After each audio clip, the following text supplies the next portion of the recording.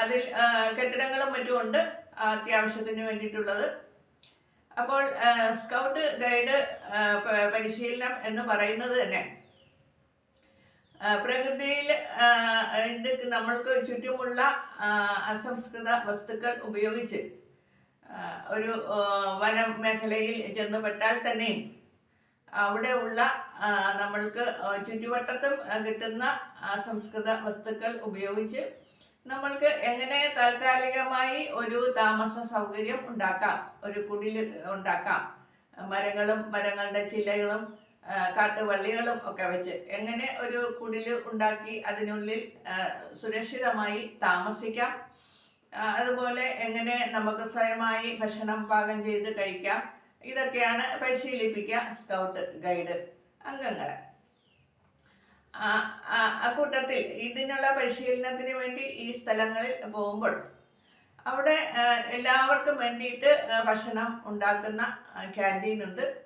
കാരണം ഓരോരുത്തർക്കും വേണ്ടി തീ കത്തിച്ച് ഭക്ഷണം ഉണ്ടാക്കുക എന്ന് പറയുന്നത് ബുദ്ധിമുട്ടാണ്. അത് കാരണം ഈ പരിശീലനത്തിൽ പങ്കെടുക്കുന്നവർക്കുള്ള ഭക്ഷണം അവിടുത്തെ ക്യാൻറ്റീനിലാണ് റെഡിയാക്കുക. അപ്പോൾ അങ്ങനെ 2-3 പ്രാവശ്യം എനിക്ക് പല പല കാര്യങ്ങൾക്കായി അവിടെ പോയി താമസിക്കേണ്ടി വന്നിട്ടുണ്ട്. അങ്ങനെ ഒരു പ്രാവശ്യം പോയപ്പോഴാണ് 4 മണിക്കുള്ള ചായയുടെ കൂടെ ഈ കായ ബജി കിട്ടിയത്.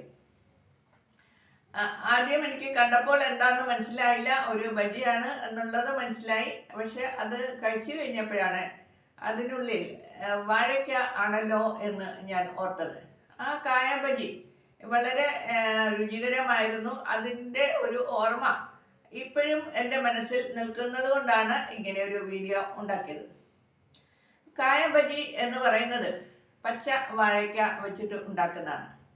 നമ്മൾ കേരളീയരുടെ ഭക്ഷണമായ പഴംപൊരി അല്ലെങ്കിൽ ഏത്തയ്ക്കാപ്പം എന്ന് പറയുന്നത് പഴുത്ത ഏത്തപ്പഴം വെച്ചിട്ടാണ് ഉണ്ടാക്കുക.